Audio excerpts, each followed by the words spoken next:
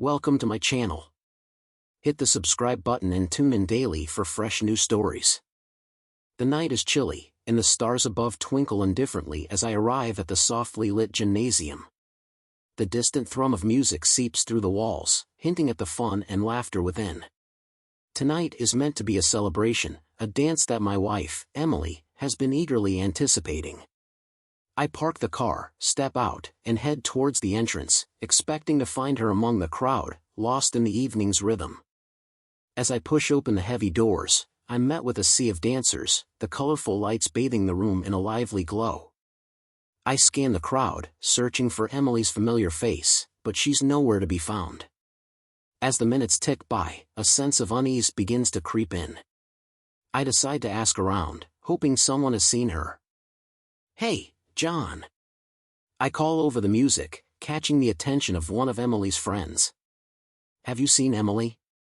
John, a bit tipsy, shakes his head. "Not for a while, man. Maybe she went outside for some fresh air." I nod, forcing a smile, and head toward the exit. Outside, the cold air nips at my skin, but there's still no sign of Emily. My unease grows, something feels off. I decide to check the gym's quieter areas, hoping she might have slipped away for a brief moment of solitude.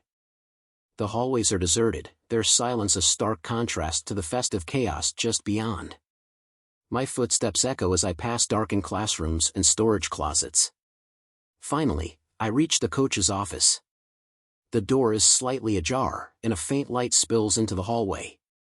I hear hushed voices from inside. Curiosity piqued, I edge closer, my heart pounding as I peer through the gap. My breath catches, Emily is inside, but she's not alone. Coach Williams, a tall and imposing figure, stands next to her, holding a violin. Emily's laughter fills the room, genuine and carefree, as she clumsily tries to play a tune. "Like this," Coach Williams says, guiding her hand on the instrument. Their faces are close, and there's an intimacy in their interaction that sends a chill down my spine. "You're a natural," he murmurs, his voice low and smooth.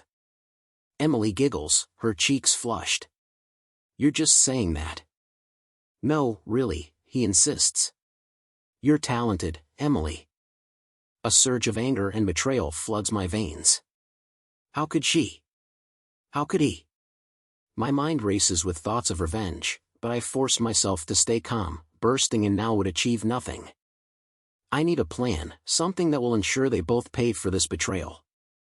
I retreat quietly, leaving the two of them unaware of my presence.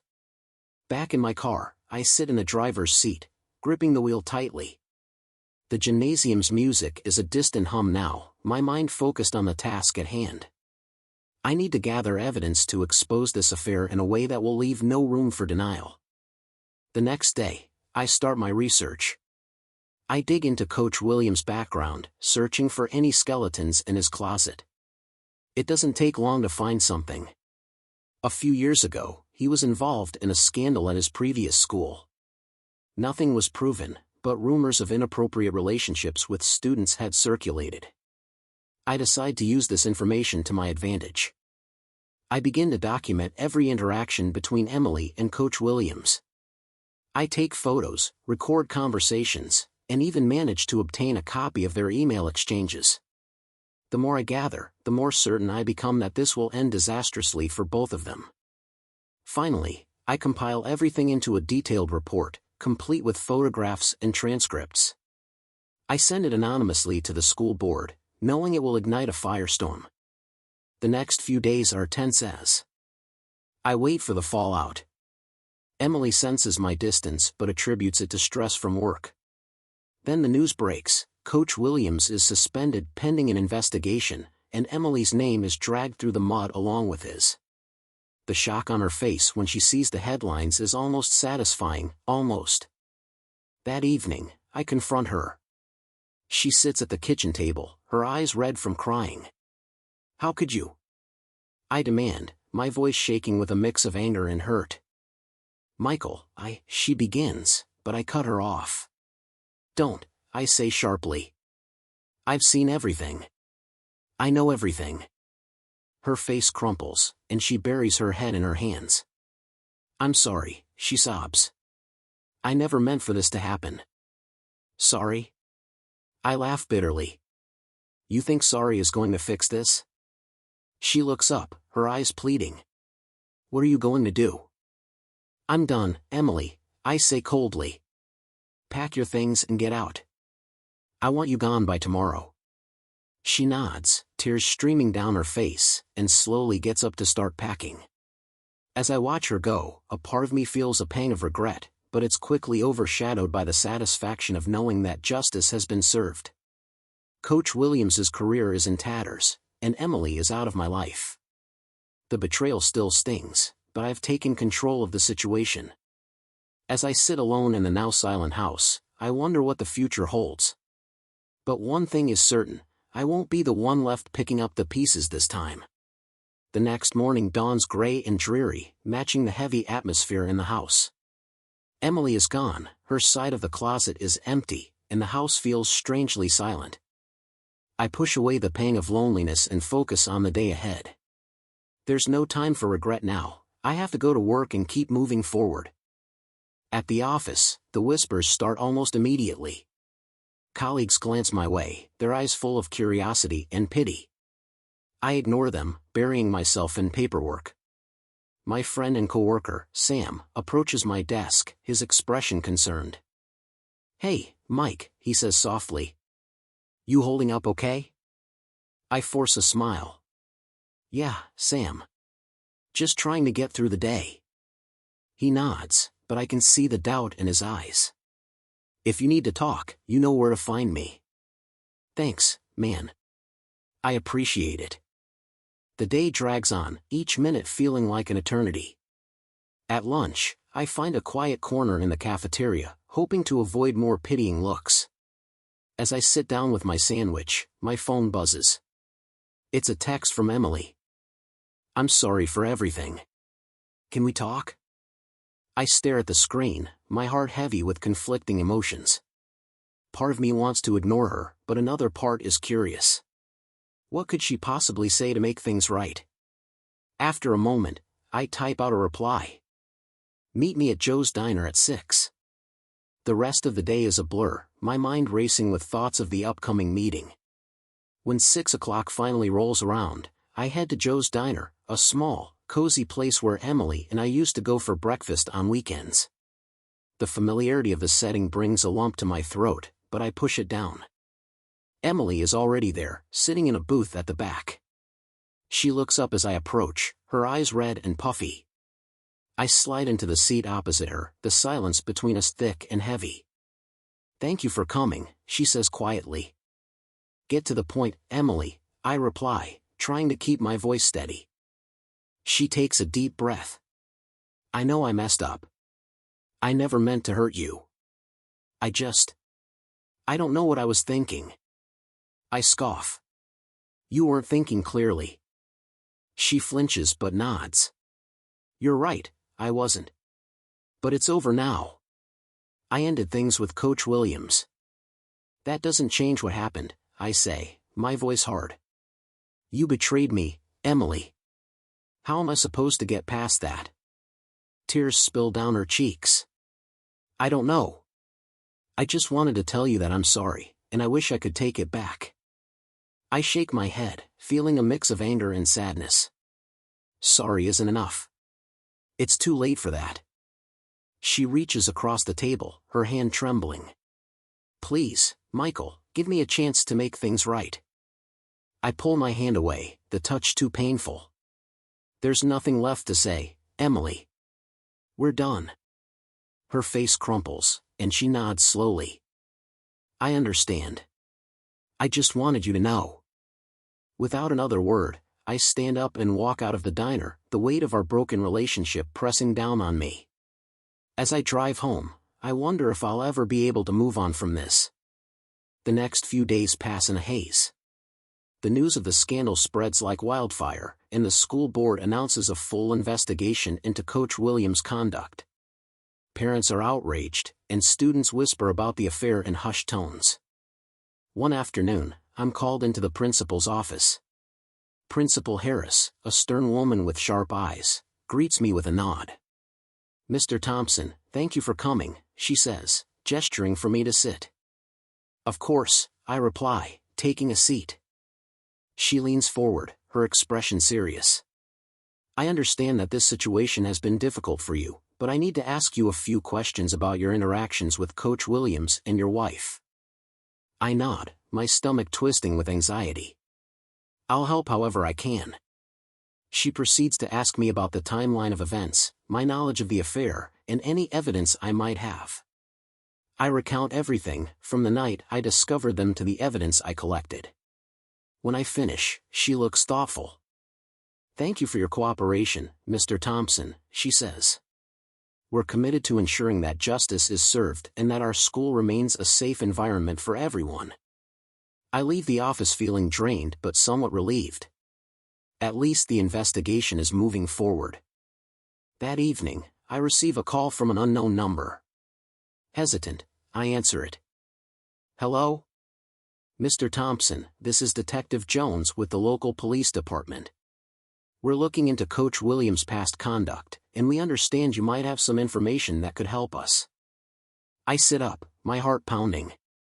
Yes, I do. What do you need? We'd like you to come down to the station tomorrow to provide a statement and any evidence you have. This could be crucial for our case. I'll be there, I say, my voice firm. The next morning, I head to the police station, my mind racing with thoughts of what could happen next. Detective Jones, a tall man with a serious demeanor, greets me and leads me to a small interrogation room. Thank you for coming, Mr. Thompson, he says, taking a seat across from me. We appreciate your cooperation. I nod, feeling a mix of nerves and determination. I just want to make sure he pays for what he did. We understand, he replies. Let's start with your statement. For the next hour, I recount everything in detail, providing copies of the emails, photos, and recordings. Detective Jones listens intently, occasionally asking questions for clarification. When I finish, he nods appreciatively. This is very helpful, Mr. Thompson. We'll be in touch if we need anything further. As I leave the station, a sense of purpose fills me. This isn't just about revenge anymore, it's about making sure that no one else falls victim to Coach Williams' manipulations. Back at home, I decide to reach out to some of the parents and students who might have had encounters with Coach Williams. If there are more victims, they need to come forward. I start with a few discreet conversations, and soon the floodgates open. Stories pour in from students who felt uncomfortable around him, and parents who had their suspicions but never had proof. Together, we compile a list of testimonies and send them to the school board and the police. The media catches wind of the growing scandal, and soon reporters are camped outside the school, eager for the latest developments. Coach Williams is officially terminated, and the investigation intensifies. One evening, as I'm sifting through more testimonies, my phone rings. It's Sam. Hey Mike, he says, his voice tense. You need to see this. He sends me a link to a news article. I open it, my eyes widening as I read the headline, Coach Williams under investigation for multiple allegations of misconduct. The article details the various accusations, including some from years ago that were swept under the rug. The school board is facing backlash for their handling of the situation, and there's talk of a complete overhaul of their policies. I lean back in my chair, a sense of grim satisfaction washing over me. This is far from over, but at least now the truth is coming to light. As I close my laptop, I feel a renewed sense of purpose. This battle isn't just about me and Emily anymore, it's about ensuring that justice is served and that no one else suffers at the hands of a predator. The road ahead is uncertain, but one thing is clear, I'm not backing down. Not now. Not ever. The media frenzy surrounding the scandal with Coach Williams shows no signs of slowing down. The school board is in turmoil, the community is outraged, and I'm at the center of it all. The weight of the situation bears down on me, but I push forward, determined to see this through. One morning as I sip my coffee and scroll through the latest news updates. My phone buzzes, it's a message from Detective Jones. Detective Jones, Mr. Thompson, we have some new information that you need to see. Can you come to the station today? I reply immediately. I'll be there in an hour. I arrive at the police station, my mind racing with possibilities. Detective Jones meets me at the entrance and leads me to a conference room where several files are spread out on the table. "Thanks for coming, Michael," he says, motioning for me to sit. "We've uncovered some additional evidence that could be crucial to our case against Coach Williams."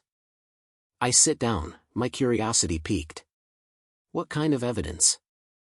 Jones opens one of the files and slides it over to me. "We managed to track down a former student who had a similar experience with Williams years ago. She was too afraid to come forward back then, but with the current investigation, she decided to share her story." I read through the file, my anger growing with each word.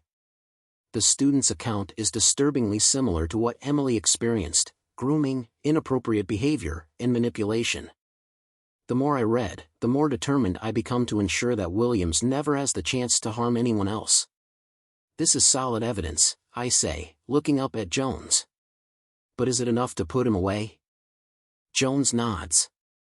"With the testimonies we've gathered and the corroborating evidence, we believe we have a strong case. However, we need to keep digging, there may be more victims out there." Just then, a knock on the door interrupts our conversation. A young woman enters, her expression nervous but resolute. Jones introduces her as Lisa, the former student who came forward. "Michael, this is Lisa. She's willing to share her story with you," Jones says. I nod, feeling a surge of respect for her bravery. "Thank you for coming, Lisa. Your courage is going to make a huge difference." Lisa takes a seat, her hands trembling slightly.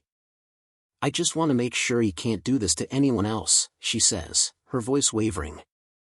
"Can you tell me what happened?" I ask gently. She takes a deep breath and begins to recount her experience. As she speaks, the room fills with a palpable sense of shared determination. Her story is heartbreaking, but it also strengthens our resolve to bring Williams to justice. After she finishes, I thank her again and promise to keep her updated on the case. She leaves looking lighter, as if a burden has been lifted from her shoulders. Jones turns to me. "We need to keep gathering evidence. Every piece of information we can find will help build a stronger case." I nod, my mind already racing with ideas. "I'll keep talking to the parents and students. There has to be more out there." The following days are a whirlwind of activity. I meet with parents and students, collecting stories and piecing together a disturbing pattern of behavior. The more we uncover, the clearer it becomes that Williams has been a predator for years, using his position of authority to exploit vulnerable students. One evening, as I sift through the growing pile of testimonies, my phone rings. It's Sam. "Mike, you need to see this," he says urgently. He sends me a link to a video. I open it, my eyes widening in shock.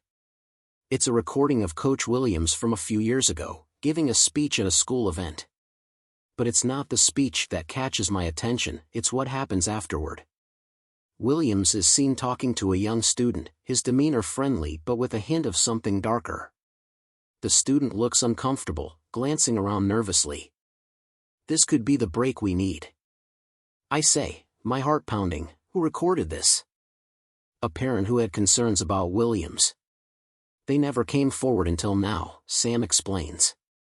"They saw the news and decided it was time to share what they had." I forward the video to Detective Jones along with a brief explanation. Within minutes, he responds. "Detective Jones, this is exactly what we need." "Thank you, Michael. We'll follow up on this immediately." The next day, I receive a call from the school board. They want to meet with me to discuss the ongoing investigation. When I arrive at the meeting, I am greeted by Principal Harris and several board members. Their faces are grim, reflecting the seriousness of the situation. "Mr. Thompson, thank you for coming," Harris says. "We wanted to update you on the investigation and discuss the steps we're taking to address this issue." I sit down, feeling a mix of anticipation and anxiety. "What have you found?"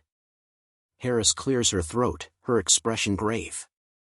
We've confirmed multiple instances of misconduct by Coach Williams. The evidence you provided, along with testimonies from students and parents, has been instrumental in building our case. One of the board members, a middle-aged man with a stern demeanor, speaks up. We're committed to ensuring this never happens again. We've already begun implementing new policies and training programs for staff to prevent future incidents. I nod, feeling a sense of relief but also a lingering anger. That's a good start, but what about Williams? What happens to him now? Harris exchanges a glance with the board member before answering. Williams has been officially terminated, and the police investigation is ongoing. Based on the evidence, we believe he will face criminal charges. The news brings some relief, but it's not enough. I want to make sure he never works with children again. I say firmly that he needs to be held accountable for everything he's done. We understand, Harris says, and we're doing everything in our power to ensure justice is served. As I leave the meeting, a sense of determination fills me. This isn't over yet. I need to keep pushing, keep uncovering the truth until Williams is behind bars and everyone he's hurt has a chance to heal. Over the next few weeks, the investigation intensifies. More victims come forward, emboldened by the growing support network. The community rallies together, demanding justice and sweeping changes to the school's policies. It's a time of upheaval but also of hope as people come together to support each other. One evening, as I'm going through some old files, my phone rings. It's Emily. "Michael, I heard about everything that's happening," she says, her voice trembling. "I just wanted to say that I'm sorry for everything." I take a deep breath, the pain of our past still raw but tempered by the progress we've made. "I appreciate that, Emily, but we're both moving on now. It's time to focus on the future." She pauses, and I can hear the regret in her voice. "I understand. I hope you find some peace. Take care," I say, ending the call. As I sit back, I reflect on the journey so far. It's been a difficult road filled with betrayal and heartache, but also with moments of courage and resilience. The fight isn't over, but for the first time in a long while, I feel a glimmer of hope. We're making a difference. We're uncovering the truth, and together, we're building a future where people like Coach Williams can't harm anyone else. With renewed determination, I dive back into my work, ready to face whatever challenges lie ahead. This battle is far from over, but I'm prepared to see it through to the end, for the victims, for the community, and for myself. The days blur into weeks as the investigation against Coach Williams intensifies. The media coverage reaches a fever pitch, and the community rallies together like never before. Victims' voices grow louder, their stories echoing through the halls of justice. Amidst this storm, I find myself at the center, driven by a relentless need to see justice served. One afternoon, Detective Jones calls me to the station for an important update. His tone is urgent, and I can sense something significant is about to unfold. When I arrive, Jones is waiting for me in his office, a grave expression on his face. "We have some new information," he begins, gesturing for me to sit. "And it's big." I lean forward, my heart pounding. "What is it?" Jones opens a file on his desk and pulls out a photograph. It's an old picture of Coach Williams with another man. This is Eric Dawson, a former colleague of Williams from his previous school. We recently discovered that Dawson was involved in a similar scandal, but the details were buried. I frown, trying to piece together the connection. What does this have to do with our case? Jones takes a deep breath. We believe Dawson and Williams were working together, covering for each other to avoid detection. Dawson disappeared a few years ago under mysterious circumstances, and we think Williams might know something about it. The implications are staggering. "So you're saying there's a chance Dawson is still out there, and Williams might lead us to him?" I ask. "Exactly," Jones replies. "But we need solid evidence to tie them together. We've set up a sting operation to catch Williams off guard and get him to reveal what he knows. The plan is risky, but it might be our best shot at uncovering the full extent of Williams' crimes." I agree to help, knowing this could be the breakthrough we've been waiting for. The operation is set for the following evening. We choose a secluded location near the outskirts of town, away from prying eyes. Jones and his team brief me on the plan. I'll confront Williams, pretending to know about his connection to Dawson while they monitor the conversation from a distance. As dusk falls, I arrive at the designated spot, my nerves on edge. Williams shows up a few minutes later, his demeanor smug and confident. He has no idea what's coming. "Michael, what do you want?" he asks, annoyance flickering in his eyes. I take a deep breath, summoning all my resolve. "I know about Dawson, Williams. I know you two were working together." His expression falters for a split second before he recovers, a sneer spreading across his face. "You don't know anything." "Oh, but I do." I press, stepping closer. "The police are on to you. It's only a matter of time before they find Dawson Williams." His confidence wavers, and I can see the gears turning in his mind. "You're bluffing," he says, but there's uncertainty in his voice. "Am I?" I challenge. "Why don't you tell me where he is? Maybe then you can cut a deal and save yourself." For a moment, I think he might crack, but then his expression hardens. "You think you're so clever, don't you? But you'll never find him. Dawson is long gone, and you'll never get the truth." Before I can respond, there's a sudden commotion. Williams' eyes widen in panic as police officers swarm the area, guns drawn. Jones steps forward, his expression triumphant. "Coach Williams, you're under arrest for multiple counts of misconduct and conspiracy," Jones announces, his voice ringing with authority. Williams struggles, shouting profanities, but the officers quickly subdue him. As they lead him away, Jones turns to me, his expression a mix of relief and satisfaction. "Good work, Michael. We got him." The sense of victory is overwhelming, but there's still one more piece of the puzzle to solve. Over the next few days, the police intensify their search for Dawson, following up on the leads we gathered from Williams' interrogation. The breakthrough comes when they discover a hidden safe in Williams' house containing documents that lead to a remote cabin in the mountains. The police raid the cabin, and to everyone's shock, they find Eric Dawson alive, though in poor condition. It's clear that he's been hiding out for years under Williams' control. Dawson's testimony is the final nail in the coffin, implicating Williams in a web of crimes far more extensive than we ever imagined. The community's reaction is one of disbelief and relief. The truth is finally out, and justice is being served.